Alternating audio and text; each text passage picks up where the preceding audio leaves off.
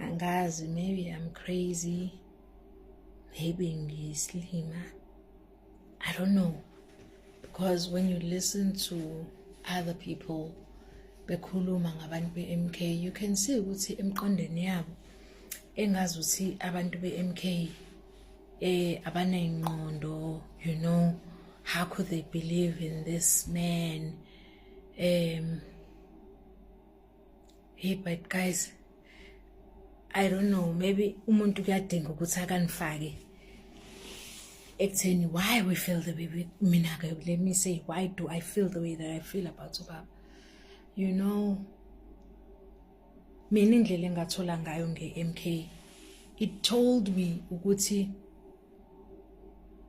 there's a reason why I have to be here. And before nje indlela engathola ngayo mina, when kukwenzeka konke ngobaba konke, I've always been there fighting for him.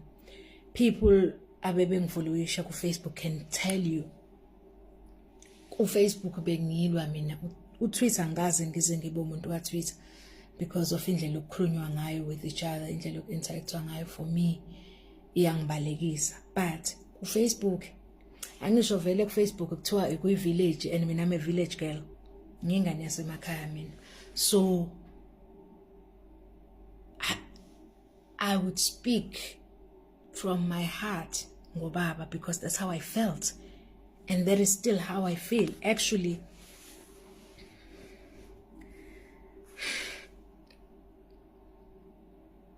I don't have to be convinced by anyone about uZuma, man.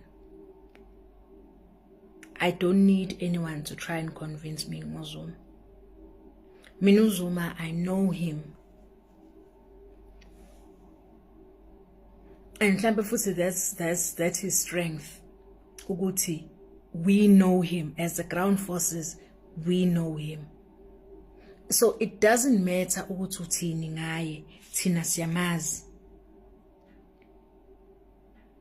And lokho esikwaziyo ngaye siyakuthanda. You see, ubaba is loya muntu loyana, umuntu awuyena angazi ngihlangane naye kwenye indawo. I-kindness azokunikeza yona, and you can feel it's coming from the bottom of his heart. Ubaba mfethu, i-kindness eqhamuka kuloya muntu wesilisa, i-warmth eqhamuka kubaba, i-warmth eqhamuka kubaba,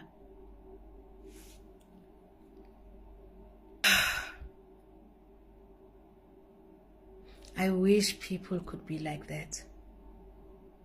You know, ubaba having been a leader, head of intelligence, having been a member of parliament, having been everything that he's been, president, everything, all of it, the way abantu abathanda ngakhona, the way ahumble ngakhona, the reason why if kukhulunywa into embi ngoZuma kuhlanye ngisho uhlanya livele lihlanye, it is because of the person that he is.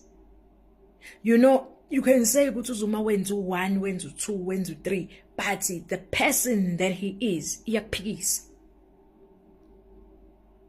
You can even bring evidence oyiphekile, but i-character yakhe iyakuphikisa. You see, people don't understand. Kukhona into ebalekile nge-character. I-character yenza ukuthi umuntu okwaziyo azi ukuthi lokhu kufana nawe, lokhu akufani nawe, lokhu kwenzile, lokhu akwenza engekho. Because you cannot hide who you are forever. Lo muntu baba awuyena kuthina, uyena nje. That's just who he is. Bengeke azakwazi ukuthi abe omunye umuntu for this long. I mean, you look at his opponents or the people who want to be his opponents, or who even want ukuthi babe kwi-sentence elilodwa negama lakhe. Ubuke the way they behave. Ubuke ama-characters wabo. Ubone ukuthi, guys, you know, you can hate uZuma all you want, but iqiniso first uyalazi. Uyabona uyangichaza uHelenzile because akanqeni ukulikhuluma. Uyasho ukuthi uZuma is the kindest person you've ever met. I am telling you. I'm telling you ngoba wena ungayiboneli. You know, kule gala dinner lekade khona after umhla ka-15 ngomhla ka-16, he said something kwi-speech sakhe. Wathi ungadeleli ngisho yo imbangi ingabe imbangi. Ungadeleli umuntu. Ngisho bengakudelela wena ungabadeleli. You know ukuthi casula kanjani ukuthi umuntu akudelele. And especially if you are an outspoken person, you want to tell this person ukuthi where to shove it. But lamazwi kababa yankenteza. Khona ngomhla ka-15 khona omunye ubhuti wayesishayilise kambi yabo. And hey waqeda lapho walwa kwacaca ukuthi yabona ke njengamanje siyanukhana ngamaqhuba. But ngasho laba linye igama. Ngathi ungakhohlwa ukuthi uqhokwe izinto zomkhonto. Kwathi nya wama and wawubona ukuthi njengamanje lo muntu ngempela ucishe wasibulala and lo muntu engihamba nawo ucikekile and uyacabanga ukuthi ebona cishe ngashiya ingane zami nomndeni wami. And he's angry and this guy is also uyadelela. So now it almost got out of hand.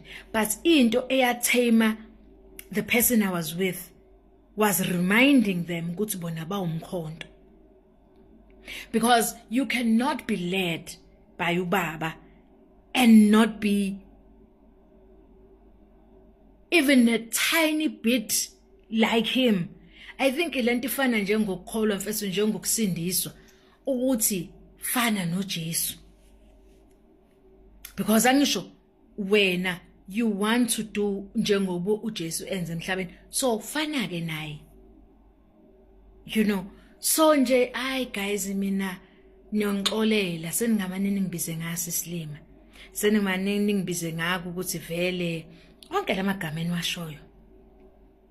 You know, and lento yokuthi njalo iMK party izolibela inalento hanging over their heads ukuthi hayi it is a Zulu party.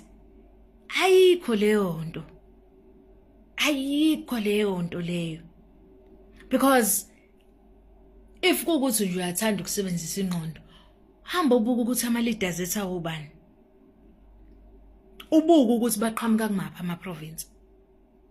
And then just because ukwenzeka ngendlela okwenzeka ngayo mangabe eqala umkhonto, sekumele manje sikufele lokho kusho ukuthi kwakumele kwenziwe njani. Hlale silinde ukuthi ubani ozoqhamuka nalento. You know, I'm just like, no. Guys, sengasibiza ngamagama enisibiza ngawo, but lolu thando umuntu analo for uZuma aliqhamukanga out of thin air. Liqhamuke from leadership yakhe. Liqhamuke from indlela alida ngayo, indlela aphatha ngayo abantu, uthanda nalo for abantu. Ngeke umuntu ethi kuthanda ngenhliziyo yakho yonke ungakwazi wena ukuthi umthande ngisho kancane. The reason why we love him so much is because he loves us. Maunga understand lokho uZuma uyasithanda. He loves us, like literally. Uyamthanda umuntu omnyama endakazenzisi. He gave up impilo yakhe yonke for umuntu omnyama. So, umuntu akangibize ngento athanda ukungibiza ngayo bafethu, ku right.